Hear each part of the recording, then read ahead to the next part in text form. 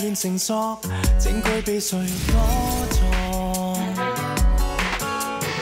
盡力撥開，只得迷霧與煙幕。案在佈局疑案，線索被誰封鎖？查血層層揭破，流行裏仍確鑿。無論這天真相未來，天不會錯。黑夜面前要繼續期望，信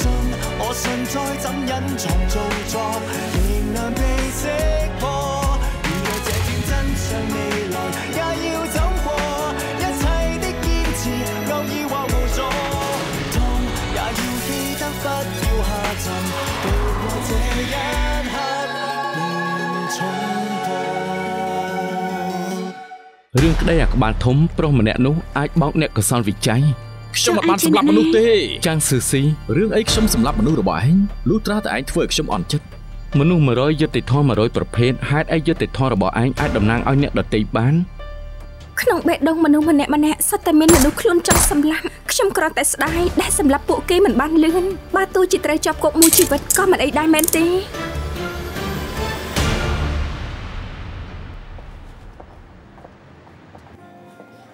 អរគុណដែលឧស្សាហ៍មកញ៉ាំនៅទីនេះបដោះម្ចាស់ថ្មីមែនតែអាហារនៅតែឆ្ងាញ់មិនធ្លាប់ឃើញសោះមកថ្មីឯងខ្ញុំស្គាល់ម្ចាស់ហាងនេះមកត្រូវហើយមកទីនេះយូរដែរហើយពូ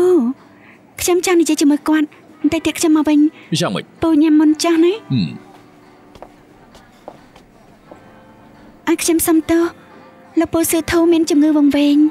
ពេលខ្លះគាត់ភ្លេចថាយ៉ាងពេញបាត់ខ្លួនតែគាត់ឧស្សាហ៍មកទីនេះមិនអីទេតាមពិតទៅគាត់ធ្លាប់មកទីនេះដោយខ្លួនឯងគាត់មកទីនេះខ្លួនឯងក៏មានរំខានដល់នាងទេបើគាត់មកម្នាក់ឯងម្ដងទៀតឬមានបញ្ហាអីខលហៅខ្ញុំភ្លាមឬមើលខលទៅសិញប៉ៃអូខេត្រូវហើយនាងនឹងសិញប៉ៃស្គាល់គ្នាយូរហើយតាមពិតទៅនាងខ្ញុំគួរធ្វើម៉េចបើមិនស្រួលក្នុងចិត្តកុំប្រាប់ខ្ញុំក៏បានខ្ញុំគ្រាន់តែចង់ដឹងអត់ទេខ្ញុំកំពុងតែគិតថាគួរនិយាយប្រាប់នាងបែបណាអាចថាពួកយើងជួបគ្នាបានតែម្ដងគុណមិនត្រូវទេគួរតែ2ដង5ឆ្នាំមុនពេលខ្ញុំមកហុងកុងបានជួបគេចៃដន្យយកសូកូឡាមួយបាទអស់$15សុំទោសខ្ញុំភ្លេចកាបូបលុយនៅសន្តាគារមិនអីទេខ្ញុំចេញឲ្យបាទអរគុណហើយមិនអីទេអរគុណធ្វើម៉េចខ្ញុំអាចសងលោកវិញបាននាងគិតថាម៉េចខ្ញុំទៅយកកាបូបនៅសន្តាគារមកសងលោកល្អទេនិយាយលេងនេះខ្ញុំប៉ាកែងចំណេញលើលោកទេដឹងអញ្ចឹងលោកឧស្សាហ៍មកទីនេះទេលើក្រោយជួបគ្នាចាំខ្ញុំប៉ាលោកវិញលក្ខខណ្ឌទំនាក់ទំនងពិតជាមិនអាចកើតឡើងបានទេតាមចំនួនប្រជាជននៅហុងកុង7លាននាក់មួយថ្ងៃអាចជួបមនុស្សប្រហែលជា500នាក់បែបនេះ probability នៃឱកាសជួបគ្នាគឺមាន1ក្នុង 14,000 ជួបគ្នាម្ដងហើយចង់ជួបម្ដងទៀតស្មើនឹង1ក្នុង 14,000 គុណនឹង1ក្នុង 14,000 ស្មើនឹង1ក្នុង 196 លានអញ្ចឹងសប្បាយហើយខ្ញុំនឹងរងចាំលោកមួយឱកាសក្នុងចំណោម196លានឱកាសនោះចុះបាន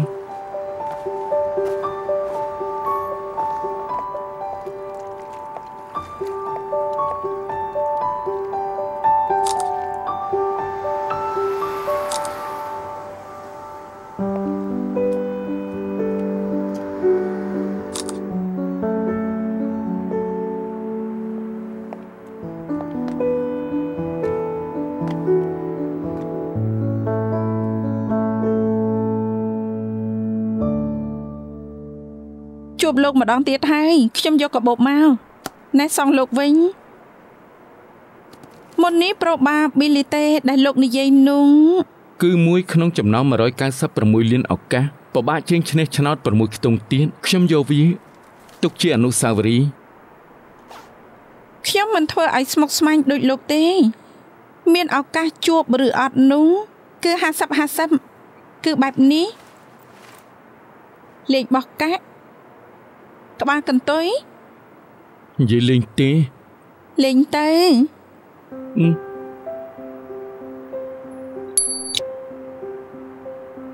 កន្ទុយគឺក្បាលម្ដងទៀតទេ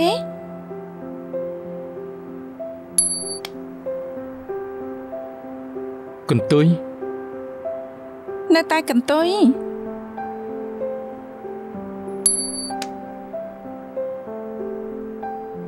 នៅតែកន្ទុយក៏នៅតែក្បាលលោកចូលចិត្ត probability ទេអញ្ចឹង probab នៃការបោះកាក់ទាំង3លើកស្មើប៉ុន្មានគួរតែ 100% នេះជាកាក់មុខមួយទើបខ្ញុំទាញមិនត្រូវតែការបំផ្លាញប្រាក់កាក់កំពុងចរាចរណ៍ជារឿងខុសច្បាប់កាក់នេះខ្ញុំទុកឲ្យនាងអរគុណហើយនេះរបស់ខ្ញុំចង់ថាprobab ដែលលោកនិយាយគ្រាន់តែជាតួលេខធ្វើឲ្យសាមញ្ញគឺ50តែបើមានកត្តាមនុស្សមកពាក់ព័ន្ធវិញអាថេនឹងកាន់តែធំការពិតរបស់មនុស្សដែលទើបតែចេះនិយាយកុហកហាក់ដូចជាមិនអាក្រក់ទេអញ្ចឹងពួកយើងធ្វើការពិសោធន៍ទៅបើខ្ញុំនិយាយថាស្អែកខ្ញុំនឹងមកទីនេះទាយថាលោកនឹងមករកខ្ញុំទេតាមនាងនិយាយគឺ50ចុះពេលនេះខ្ញុំថាឱកាសដែលលោកមកលើសពី50%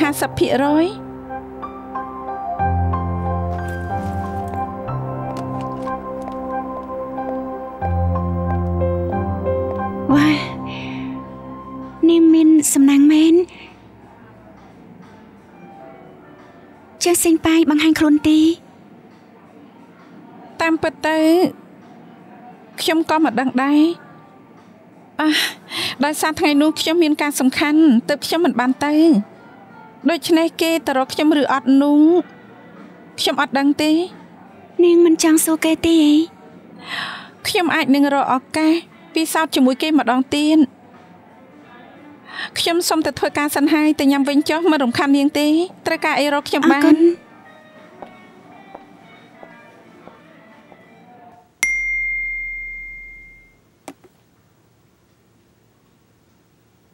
3នាក់យើងទៅទីនេះម្ដងទៀតទៅអីក៏បានដល់មួយថ្ងៃហត់ហើយរាត្រីសួស្ដីរាត្រីសួស្ដី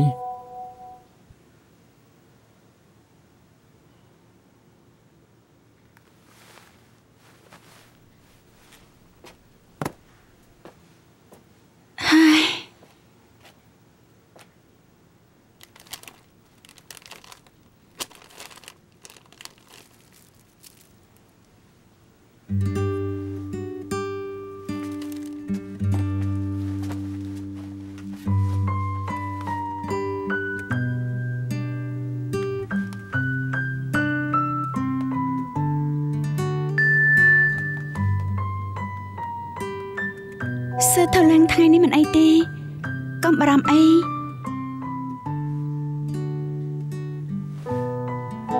ស្អែកខ្ញុំនឹងទៅកំដរគាត់នាងសម្រាប់ចុះ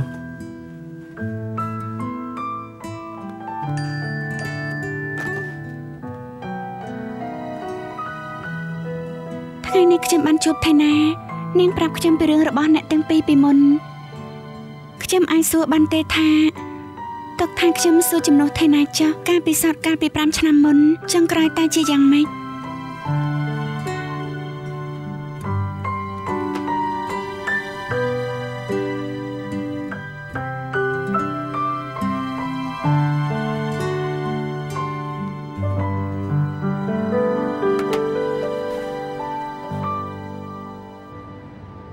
អរគុណលោកជីង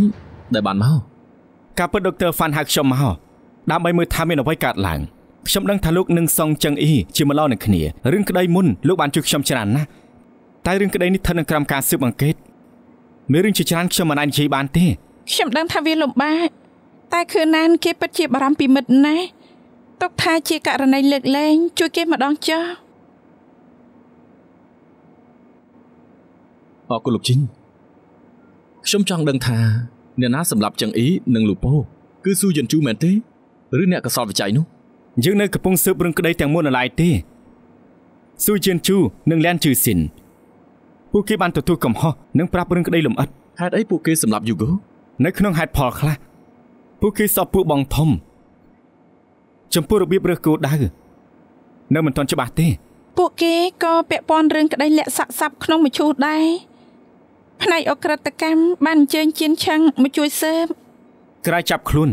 យើងបានអញ្ជើញគេមកប៉ោះរៀបចំឲ្យគេជួបនឹងជនសង្ស័យពីរនាក់ទៀតតែមើលទៅពួកគេដូចជាមិនស្គាល់គ្នាទេ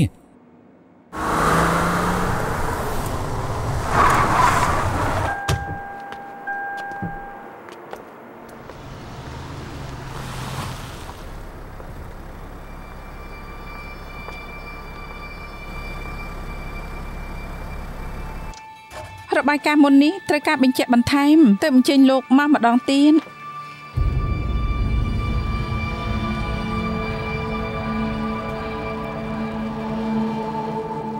សូមអង្គុយចាំទីនេះហើយ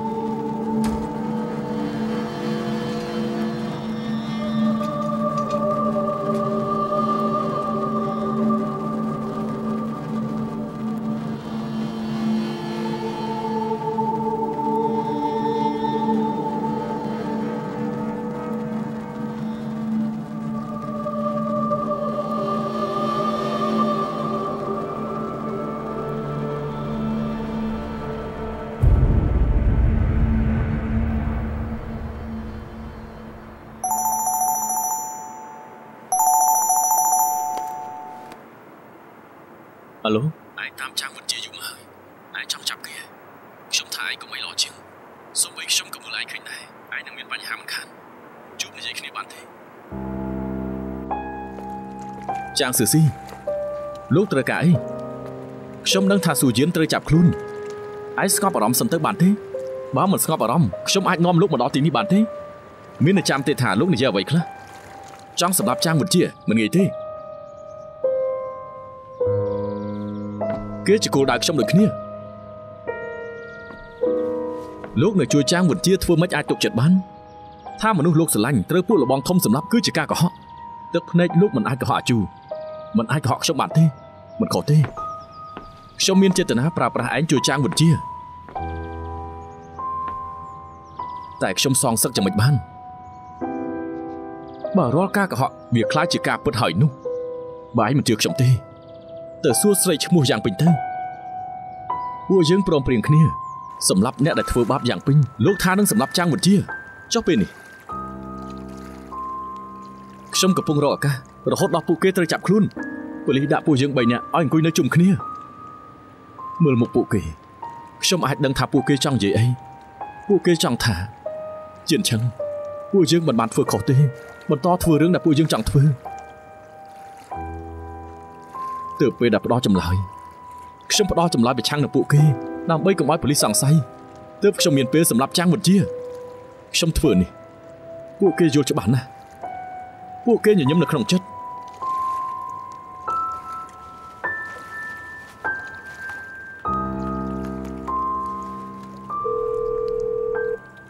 វិទ្យាខ្ញុំចង់និយាយជាមួយឯងតែពីរនាក់ស្អែកម៉ោង 2 រោងចក្រតើហ្វាស្អែកខ្ញុំនឹងសម្រាប់ចាងវិទ្យាឯងទៅឬអត់ស្រេចតែឯងចុះ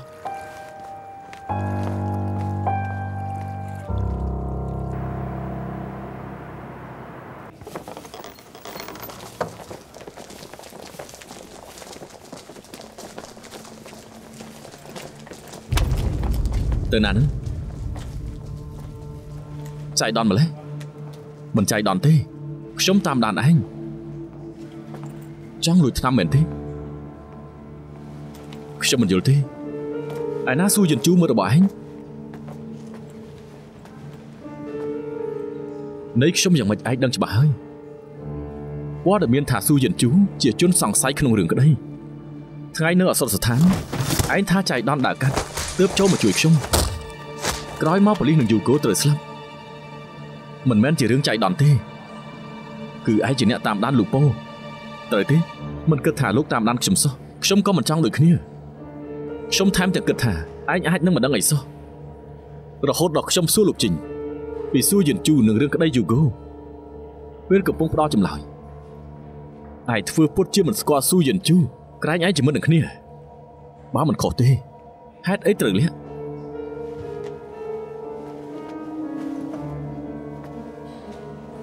ខ្ញុំបន្តស៊ើបរហូតហើយឈិញប្រាប់ខ្ញុំថាសាកសព3លាក់ក្នុងមឈូសសាកសពលើសជាតិប៉ូតាស្យូមមុនកើតហេតុស្លាប់មនុស្ស3នាក់ឯងមកមន្ទីរពេទ្យមានបាត់ថ្នាំ2-3ដុំនៅក្នុងបន្ទប់អ្នកជំងឺបរោះឯងចង់បកស្រាយយ៉ាងម៉េចនិយាយមកហេតុអីបានជាឯងសម្លាប់យូហ្គោលើកនេះឯងចង់សម្លាប់អ្នកណាទៀតឯងឆាំនិយាយមកមិននិយាយទេយើងនឹងនាំឯងទៅឲ្យប៉ូលីសទៅជាមួយខ្ញុំទៅកោប៉ូលីសជាមួយខ្ញុំណែ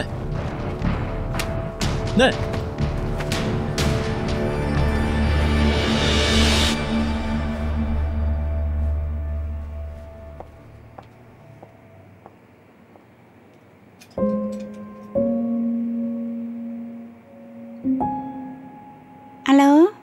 ចាតែពីកៅមួយអត្តកកនិងស្ករតិច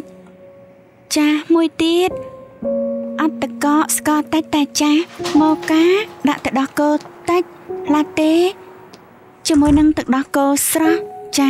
អូខេអរគុណណៃលើត្រូវការកំងអីដែរខ្ញុំខ្ចប់កាហ្វេខ្មៅមួយដាក់ទឹកដោះគោអ្វីដែរមានគ្រីមទឹកដោះគោទឹកដោះស្រស់និងទឹកដោះគោសណ្ដែកកាហ្វេខ្មៅមិនយកទឹកដោះគោអូខេ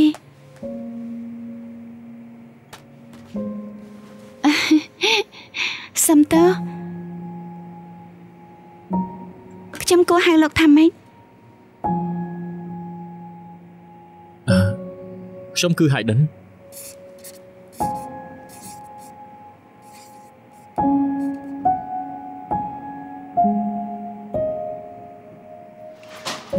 កាហ្វេមួយអរគុណសួស្តីលោកពូស៊ឺធូ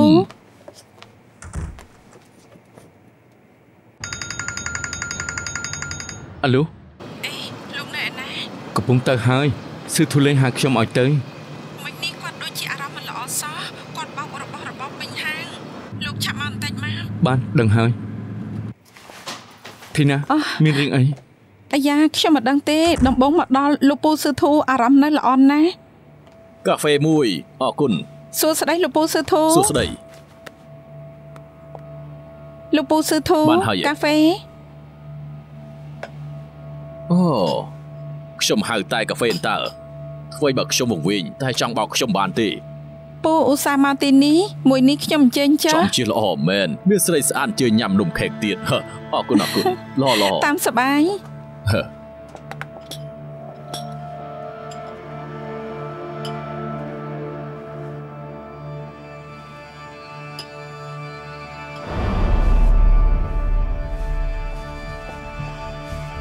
អត់ទេមិនមែនបែបនេះទេអត់ទេចេញឆ្ងាយពីរឿងនេះទៅខ្ញុំអត់ដែរឃើញគាត់អញ្ចឹងទេមានអីរំខានគាត់ដែរគ្មានទេមុននេះគាត់អង្គុយត្រង់នេះម្នាក់ឯងហើយខាងនេះមានភ្ញៀវម្នាក់ទៀតខ្ញុំយកសម្រាមទៅចោលតែពេលមកវិញគាត់មួម៉ៅគប់របស់ម្នាក់ឯងចុះភ្ញៀវម្នាក់នោះស្គាល់គេទេមិនស្គាល់ទេប្រុសម្នាក់នោះខ្ពស់ហើយក៏ស្គម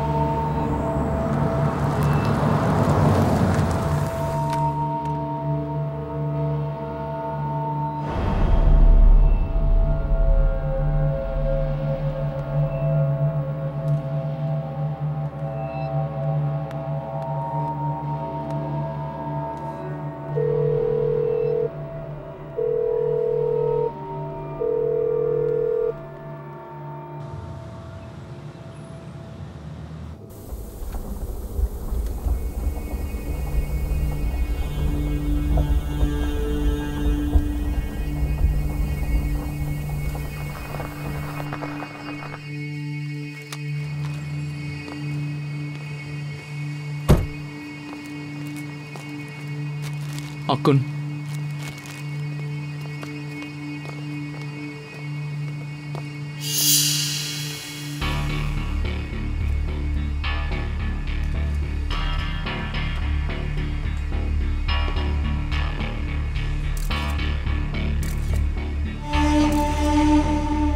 បងអ៊ីង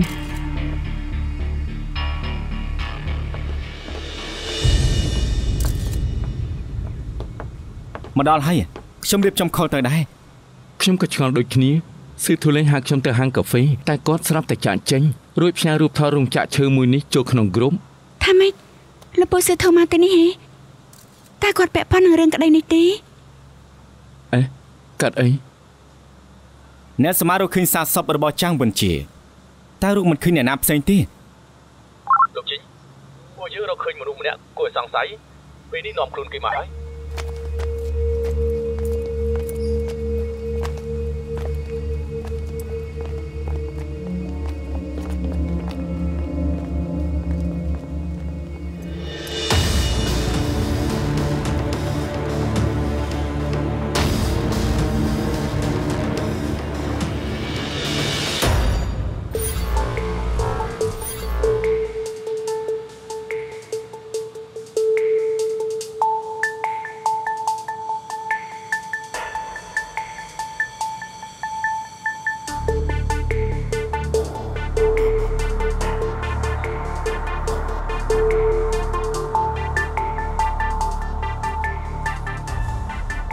សន្និដ្ឋានបាត់ធំអ្នកស្លាប់បានវាយតាប់គ្នានឹងអ្នកណាម្នាក់ក្បាលរបស់គេត្រូវបានវាយស្នាមជាប់លើដៃនិងលើដងខ្លួនផ្គូផ្គងគ្នានឹងដំបងឈើជ្រុងដាំទ្រូងត្រូវបានចាស់ជាមូលហេតុស្លាប់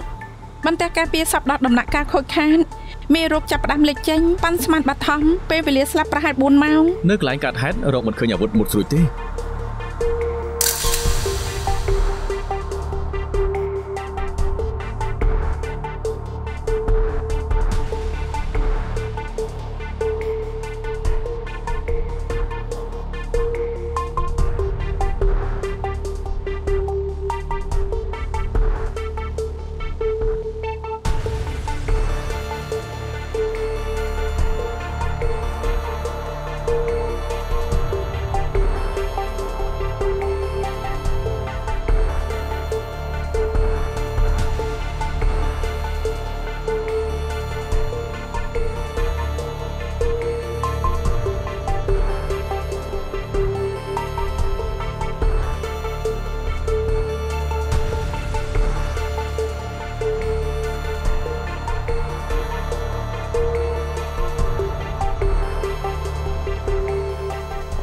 លោកអ៊ី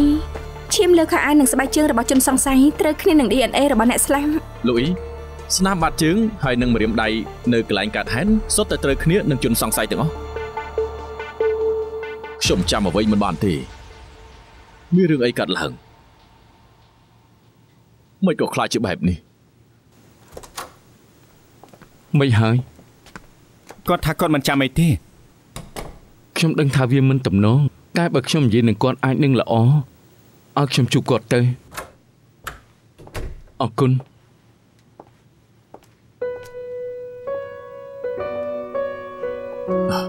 សិញបាយ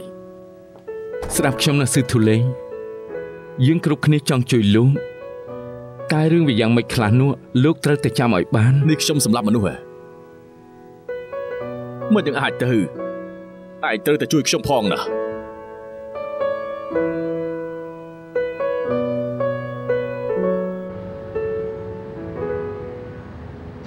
ស្នាមឈាមនៅលើខោអាវស្នាមបាត់ស្បែកជើងស្នាមម្រាមដៃនៅលើទ្វារគ្រប់យ៉ាងផ្គូផ្គងនឹងជនសង្ស័យគឺស៊ឺធូលេងលើខ្លួនអ្នកស្លាប់មានរបួសជាច្រើនកន្លែងក្បាលត្រូវបានវាយនឹងវត្ថុរឹងបណ្ដាលឲ្យបាក់ឆ្អឹងថ្ពាល់ទ្រង់ទ្រាយរបួសត្រូវដំបងឈើជ្រុងដែលមាននៅកន្លែងកាត់ហេតុរបួសដែលបណ្ដាលឲ្យស្លាប់គឺនៅលើទ្រូងគេត្រូវចាក់ដោយវត្ថុមុតស្រួចប៉ះពាល់ដល់បេះដូងធ្វើឲ្យឈាមហូរចូលស្រង់បេះដូងកកនឹងច្បាច់បេះដូងនាំទៅរកសម្ពាធបេះដូងចុងក្រោយធ្វើឲ្យគេដង្ហក់ស្លាប់អាចសន្និដ្ឋានបានថាជាអាវុធប្រភេទអីដែរទេរបួសមានទទឹង20មីលីម៉ែត្រជម្រៅ100មីលីម៉ែត្រនៅលើស្បែកជនរងគ្រោះមិនទាន់រកឃើញស្លាកស្នាមបង្កប់ពីកបិតទេទើបខ្ញុំជឿថាអាវុធមិនបានចាក់ចូលទាំងស្រុងដូច្នេះអាវុធអាចលើសពី100មីលីម៉ែត្រ ចង់មុខរបួសមានសភាពស្រួចនិងកាត់មុខរបួសក្រើមតែខ្ញុំជឿថាវាជាអាវុធមានមុខពីរទំនងជាឧបករណ៍នៅក្នុងឃ្លាំងនៅកន្លែងកើតហេតុមានស្នាមវាយគ្នាតែគំរូឈាមដែលរកបានសុទ្ធតែជាឈាមចាំងវិនជាឃាតករគ្មានរបួសជារឿងធម្មតាទេតែនៅកន្លែងកើតហេតុមានឈាមច្រើនណាស់ផ្អែកទៅលើស្នាមចាក់ក្រោយជនរងគ្រោះត្រូវចាក់ចំទ្រូងគេក៏ដួលបាត់ទៅហើយមិនអាចកម្រើកទេតែ2ម៉ែត្រពីអ្នកស្លាប់ឃើញមានស្នាមធ្លុកឈាមមួយទៀតនេះមិនទំនងទាល់តែសោះអាចថាជាឈាមដែលបានបង្កឡើងពេលដែលគេវាយគ្នាជាមួយនឹងឃាតករក៏មិនត្រូវដែររបួសចិញ្ចៀមមានតែនៅលើដើមទ្រូងចំណែកនៅសល់ជារបួសជាំក្រោមស្បែកមិនអាចមានឈាមហូរច្រើនទេរ៉ូប៊ីពីចំណុចនោះជាអីអ្នកស្លាប់គួរតែធ្លាប់វះកាត់ពីមុនខ្ញុំនឹងពិនិត្យកំណត់ត្រាវិទ្យាសាស្ត្រដើម្បីបញ្ជាក់នៅមានរឿងមួយទៀតដែលចម្លែកនៅកន្លែងកើតហេតុរកឃើញកំណត់ផ្ទុកសារធាតុក្លរ៉ូហ្វមបញ្ជាក់ថាជាអក្រិតកម្មគិតទុកមុនតាមស្ថានភាពជំងឺរបស់ស៊ឺធូលេងក្រោយប្រព្រឹត្តបទអក្រិតអាចនៅចាំថាជូតស្នាមម្រាមដៃខ្លួនឯងទេចង់បានន័យថាអ្នកដែលដាក់ក្លរ៉ូហ្វមមិនមែនស៊ឺធូលេងវាដូចជាមានជនទី3អាវុធសម្រាប់នៅមិនតរកឃើញទេរឿងក្តីនេះនៅមានចំណុចសង្ស័យច្រើនខ្ញុំនឹងព្យាយាមសួរនាំស៊ឺធូលេង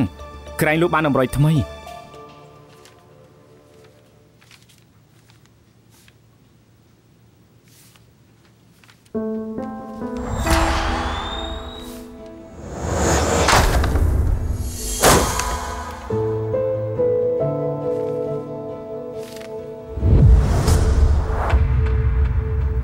យ៉ាងម៉េចមានចាំទេខ្ញុំបានទៅទីនោះនៅរោងចក្រឈើក្រៅពីលោកនិងអ្នកស្លាប់មានអ្នកផ្សេងទៀតទេខ្ញុំចាំមិនបានទេលោកថាលោកទៅសាណាកាហ្វេមានមនុស្សធ្វើសាស័យពេលដែលលោកច្រឡោតបាត់បង់ការគ្រប់គ្រងពេលនោះមានអ្វីកើតឡើងទៅ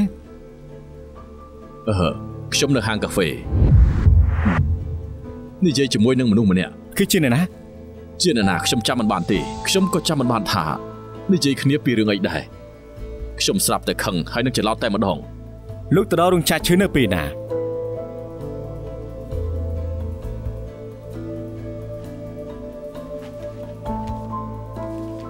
មើលទៅមានបានទៅកន្លែងទាំងអស់នេះដែរទេ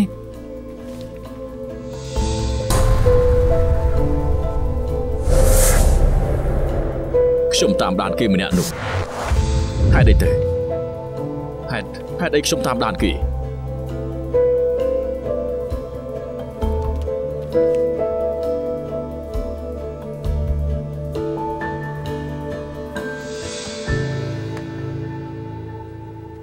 កុំបារម្ភពួកយើងនឹងរកការពិតឲ្យឃើញ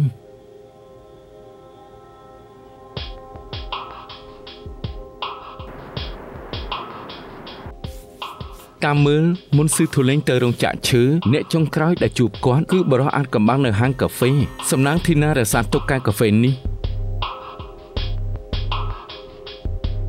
គ្មានស្នាមម្រាមដៃគេទេ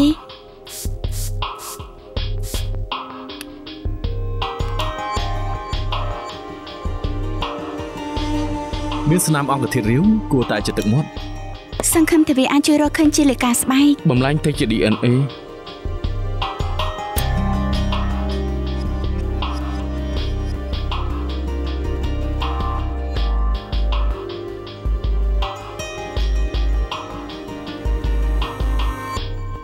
លោកអ៊ីលទ្ធផលចាញ់ហើយ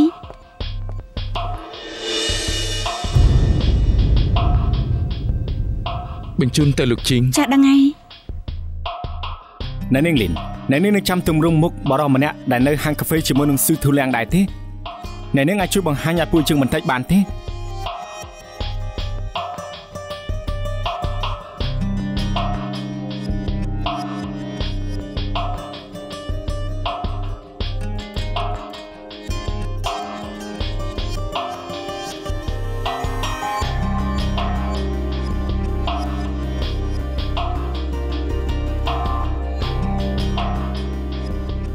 តាមចម្លើយរបស់អ្នកនាងលីនភ្ញៀវទៅហាងកាហ្វេថ្ងៃនោះមិនមែនជាចាំងវិនជាទេ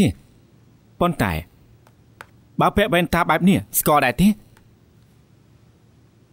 គឺចាំងស៊ឺស៊ីគេមិនបានស្លាប់ទេបើសិនជាគេមែនហេតុអីគេមាន DNA ចាំងវិនជានៅលើកែវកាហ្វេទាំងមិនមានស្នាមម្រាមដៃចាំងស៊ឺស៊ីមានរបួសខូចខាតម្រាមដៃចុះ DNA ពួកគេមានអាយុខុសគ្នាមិនអាចជាកូនភ្លោះទេមានមួយទៀតអាចទៅរួញថ្មីត្បិតមិនទំនងតែធ្លាប់កាត់ឡើងពីមុនខ្ញុំពិនិត្យកំណត់ត្រាវិទ្យាសាស្ត្រហើយគេមិនធ្លាប់មានការវះកាត់អ្វីទេតែស្នាមចាក់បញ្ចូលនៅអៀងឆ្អឹងតាគៀកគេស្របនឹងទីតាំងនៃការចាក់បញ្ចូលខួរឆ្អឹងខ្ញុំសន្និដ្ឋានថាចាំងវិនជាធ្លាប់ទៅចាក់ខួរឆ្អឹងខ្នងនៅបរទេសគេបរិច្ចាគខួរឆ្អឹងខ្នងឲ្យចាំងស៊ឺស៊ីតាមការព្យាបាលរោគកូលីកាសដោយប្រើថ្នាំខ្លាំងទៅបំផ្លាញកោសិកាទាំងអស់ក្នុងខួរឆ្អឹងខ្នងតែពេលអ្នកជំងឺឆ្លងកាត់ការបដូរខួរឆ្អឹងខ្នងខួរឆ្អឹងម្ចាស់ជំនួយនឹងបង្កើតឡើងវិញនៅកោសិកាឈាមសនិងក្រហមក្នុងខ្លួនអ្នកជំងឺហើយឈាមទាំងនេះនិង DNA គឺដូចម្ចាស់ជំនួយច្រើនជាង DNA របស់ខ្លួននេះជាបាតុភូតកម្រកើតមានណាស់ទោះជា DNA ឈាមត្រូវបានជំនួសតាមទ្រឹស្ដី DNA សម័យខ្លួនក៏នៅមានខ្លះដែរ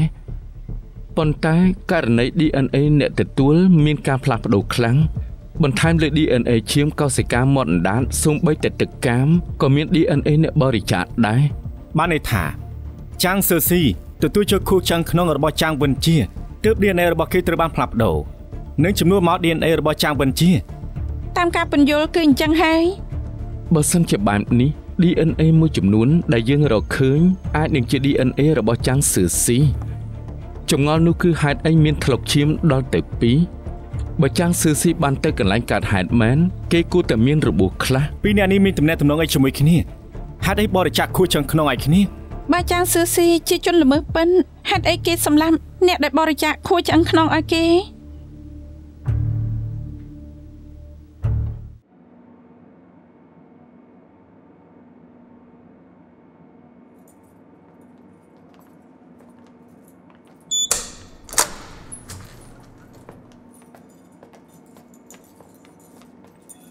លោកស៊ឺធូ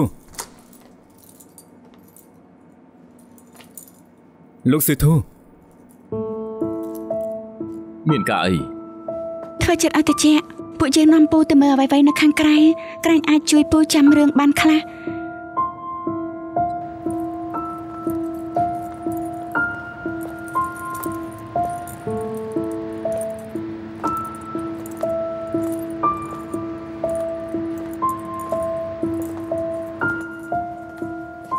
ប្រាប់ថាពូអង្គុយនៅទីនេះពូហៅកាហ្វេមួយកែវនាងក៏បានយកខេចឲ្យពូដែរពូនៅចាំទីកាហ្វេមួយអរគុណខ្ញុំហៅតែកាហ្វេអន្តើពូឧស្សាហ៍មកទីនេះមួយនេះខ្ញុំអញ្ជើញចា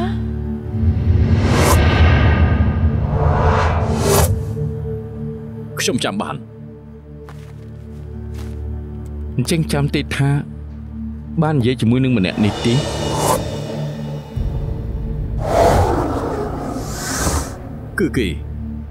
គឺគេហើយចុះនៅចាំថាមានបាននិយាយទេ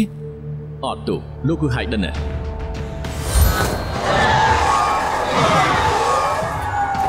ចាំទេតើលោកបាននិយាយអី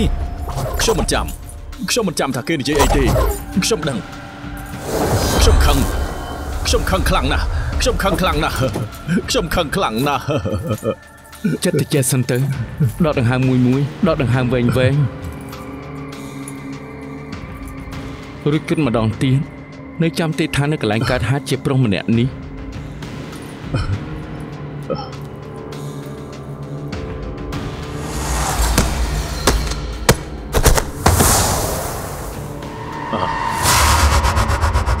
គឺគេ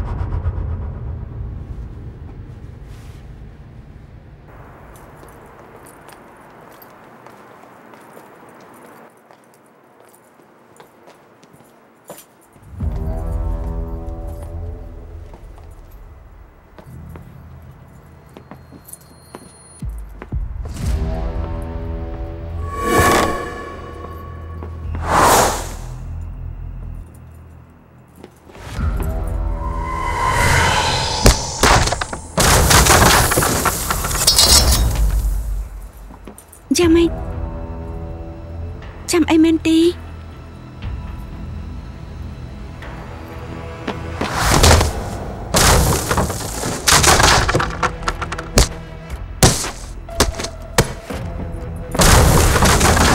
ចាងវិជា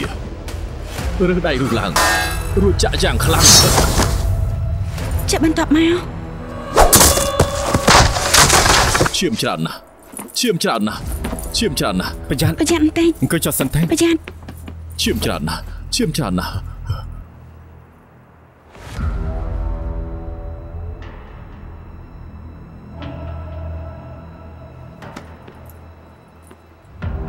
យ៉ាងណាបានចំណាយពីលោកសិទ្ធូទោះគ្មានផតតាំងអ្វីទៀតតែគាត់ក៏រួចពីជនសង្ស័យមិនសំខាន់ទេរឿងដែលសំខាន់រកដៃរស់នោះក្រែងថា DNA ចាងវិជានិងចាងស៊ឺស៊ីដូចគ្នាមែនទេដៃនោះក៏ទៅជួយមិនច្រើនទេវះកាត់ខួរឆ្អឹងខ្នងមានឱកាសឲ្យឈាមអ្នកទទួលបង្កើតប្រព័ន្ធ DNA នៅក្នុងឈាមនិងទឹកមាត់នឹងត្រូវបានបង្កើតថ្មីប៉ុន្តែចំពោះគ្រឿងក្នុងมันមានផលប៉ះពាល់ទេបានន័យថាមនុស្សម្នាក់អាចមាន DNA ពីរបើការចាំរបស់ស៊ឺធូលេងមិនខុសនៅពេលចាងវិនជាយកដែករុះចាក់ទៅលើចាងស៊ឺស៊ីដែករុះគួរតែបានប៉ះនឹងសរីរាង្គខាងក្នុងរបស់ចាងស៊ឺស៊ីបើយើងអាចរក DNA របស់ចាងស៊ឺស៊ីនៅលើដែករុះអាចបញ្ជាក់ថាគេនៅកន្លែងកើតហេតុដែករុះនេះអាចជាអាវុធប្រើសម្រាប់ចាងវិនជាទុកចិត្តចុះខ្ញុំនឹងឲ្យប៉ូលីសរកបន្ថែមអរគុណ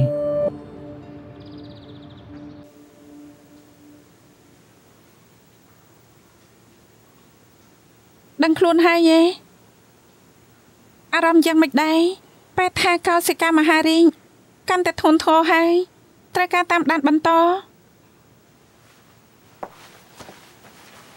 ខ្ញុំចង់ផឹកទឹកខ្ញុំចាក់ហើយយឺតនេះអរគុណ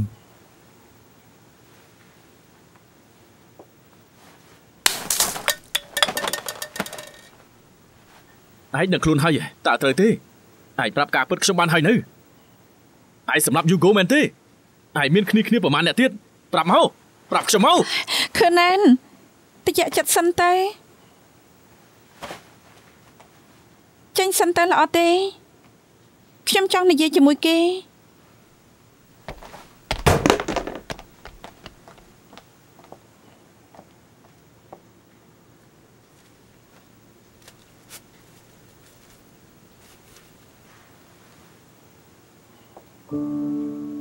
ដឹងខ្លួនថាកើតមហារីកទេតែពេលនោះទោះបីជាឯងត្រូវបណ្ដេញចេញពីសាលាក៏ឯងនៅតែជួយខ្ញុំពេលដែលខ្ញុំដឹងមេរោគរាតត្បាតរួចទៅហើយយ៉ាងណាខ្ញុំមិនអាចធ្វើពេទ្យដដែលកុំយល់ថាខុសកុំយល់ថាចម្ពាក់ខ្ញុំអីខ្ញុំគិតថាឯងចង់រៀនផ្នែកឱសថគឺដើម្បីជួយជីវិតមនុស្សតែប៉ុណ្ណោះមកនេះខ្ញុំមិនដែលគិតថាឯងជាឃាតករទេជាគ្រូពេទ្យជួយជីវិតមនុស្សអ្វីដែលយើងធ្វើគឺដើម្បីជួយជីវិតមនុស្សជួយអ្នកទាំងឡាយដែលត្រូវឋាននរកធ្វើបាបជីវិតខ្ញុំដែលនៅសេសសល់ខ្ញុំចង់ធ្វើរឿងមានន័យអញ្ចឹងបន្ទាប់មកឯងចង់សម្លាប់អ្នកណាចាងវិនជាស្លាប់ហើយ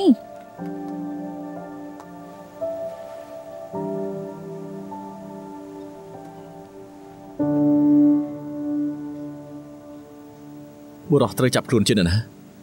ជាលោកពូដែលមានជំងឺវង្វេងស៊ឺធូលេងតែអ្វីដែលបានកើតឡើងគាត់មិនបានចងចាំទេមិនអាចទេឯងដឹងរឿងអីមែនទេបើមិនមែនស៊ឺធូលេងអ្នកសម្លាប់តើមានអ្នកត្រៀមខ្លួនជួយជន់ស្រុតត្រង់ចេញពីនរកឲ្យមែនទេ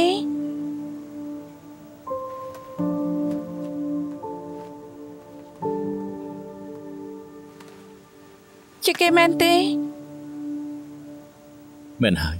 ហេតុអីគេសម្លាប់ចាងវិនជាគេនឹងចាងវិនជាពាក់ព័ន្ធអីនឹងគ្នាគេគឺចាងស៊ឺស៊ីជាបងប្រុសរបស់ចាងវិនជា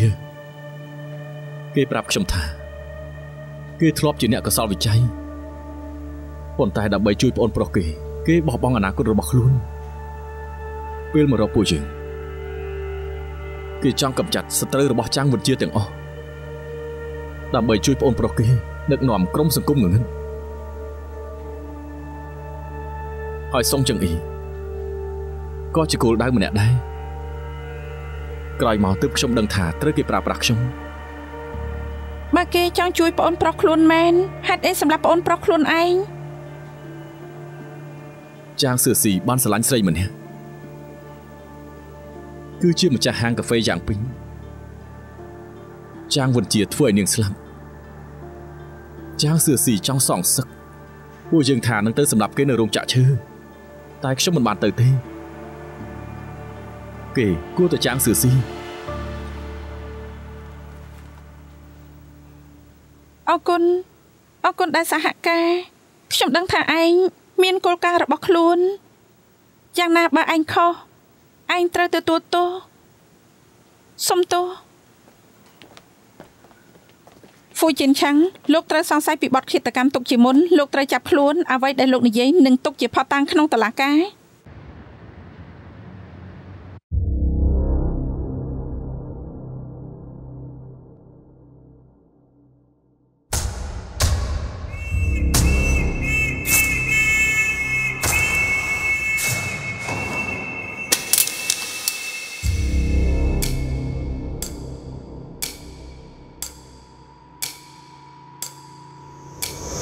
មនុស្សអាក្រក់ហើយសម្រាប់យ៉ាងពេញ